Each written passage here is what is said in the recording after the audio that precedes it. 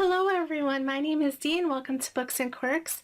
Today I am going to do my Booktube-A-Thon Wrap Up and tell you all of the things that I finished. And I'm actually quite proud of myself. I actually managed to finish 7 things. I couldn't believe it. As of Friday afternoon, I only thought I was going to be able to finish 5. But then I got so much reading done, I only had to go out for a little bit on Saturday night.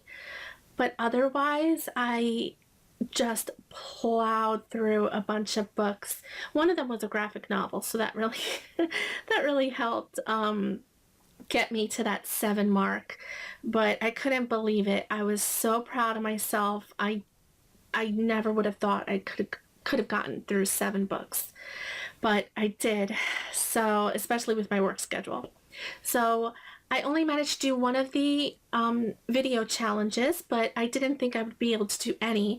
So I was really happy that I at least got to do one during the week. And all right, so let's get started with what I read. The first thing that I want to talk about are these 2 books. So I read The Heir by Kiera Cass and then The Crown by Kiera Cass. I loved these books. I'm going to do a full review on another video, so I won't talk about them here just to say, other than to say that I absolutely love them. And like I said, you know, this series is sort of hit or miss. So I want to do a video just to give people an idea of the things that I liked about it and what I thought, as a contrast to maybe, you know, the videos that people say that they really didn't like it. So look out for that soon. The next book that I finished was Anne of Green Gables by L.M. Montgomery. I read this, I mean, everybody knows this book, right? Or at least have heard of it. I read it as a child and I absolutely loved it. It's the story of a young orphan who is, I think, 11 when the story first starts. And she's had a really rough life. She's been tossed around different homes throughout Canada, and now she's finally adopted by Marilla and Matthew Cuthbert in this town in Canada. And she's very precocious, she's very imaginative, and she has a bright outlook on everything in her life, and she just brings light and life to anybody that she comes around. And it's just a nice, cute story. It's especially good for preteens and teens, and it's good for adults too. I know plenty of adults that read this book as well, and I loved it. It's just such a good story. It reminds me a lot of the Pollyanna movie that I saw a while back. But that was the next book that I finished, was Anne of Green Gables by L.M. Montgomery.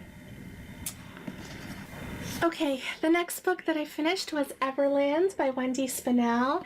This is a steampunk retelling of Peter Pan, and this was the only book of the Booktubeathon that I really did not enjoy. I don't think it's a bad story, it just really wasn't for me.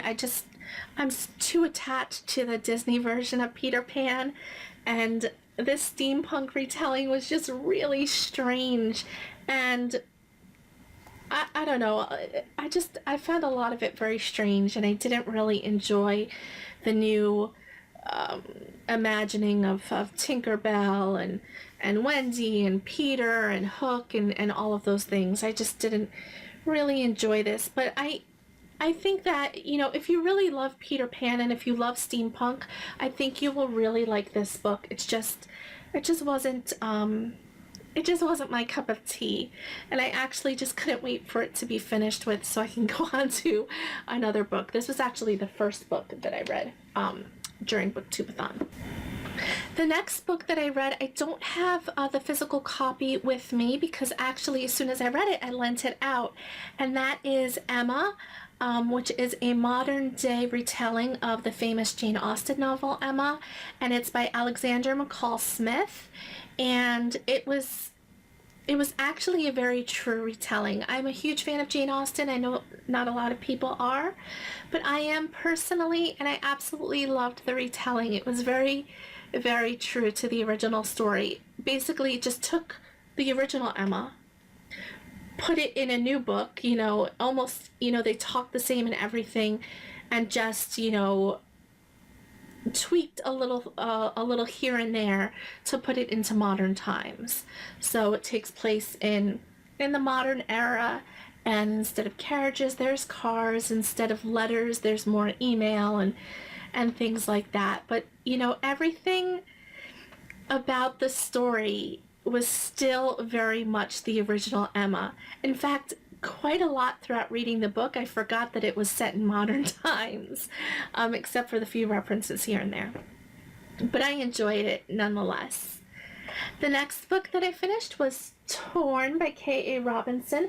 This is a very quick new adult romance, and it was very cute. You know, it wasn't spectacular, but I still enjoyed it. It was very short. It was under 300 pages, 260.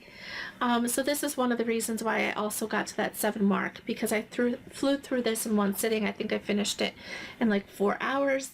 And it just deals, you know, it's the typical kind of a girl that comes from a very troubled past and meets sort of, you know, a bad boy and falls for him, and then they fall in love, and I mean, I like those stories. I take them for what it is, you know, at face value, and I really kind of enjoyed it. I'll still go on. This is actually a trilogy, and it's not a companion series either. Actually, this left off on a little bit of a cliffhanger, and I'll go on to the second book, which is called Twisted, this coming week. And the last book that I finished, and the only reason why I got to that 7 book mark, is Witches, the graphic novel. Sorry, I don't know about the glare. This is a horror graphic novel, very much along the same, in the same vein as like Stephen King. In fact, he actually blurbed it. He said it's fabulous, a triumph. And it very much reminds me of Stephen King. I don't really read that many graphic novels, so I can't really speak about the art. I mean, the art was very good. It was also very gory. Like, this gives you a little bit of a taste of the art. So I don't know how it compares. I mean, I've only read a few graphic novels. I'm a huge fan of the Saga series. I read a few of a few others. I can't even think of the names right now, but it was good. It was very creepy. It didn't really scare me, but it did creep me out at a few parts. It was very much blood and gore and that kind of thing, about, you know, an evil entity living in the woods behind this this couple's house, and it sort of torments the daughter of this couple. You know, they've also had some shady things happen in their past, and now it's sort of catching up and relating to that as well. I don't really know how to explain it. It's very difficult, but if you like horror, and if you like graphic novels, and if you don't mind a lot of blood and gore, I definitely would give this book a shot. I just thought it looked really creepy, and I saw it hauled on another booktuber's channel, so I wanted to give it a try. And that is all I read for Booktubeathon. I hope if you participated, I hope you had fun. I loved, you know, being on Twitter and looking at everyone's progress, and I loved looking at everyone's videos, and it was just a blast. This was my first time participating, so I really loved like being in that community and being part of it. So it was really a lot of fun for me, actually, for me as well. But that is all I have for you. Thank you so much for watching. Please like, comment, and subscribe, and I will see you all later. Bye.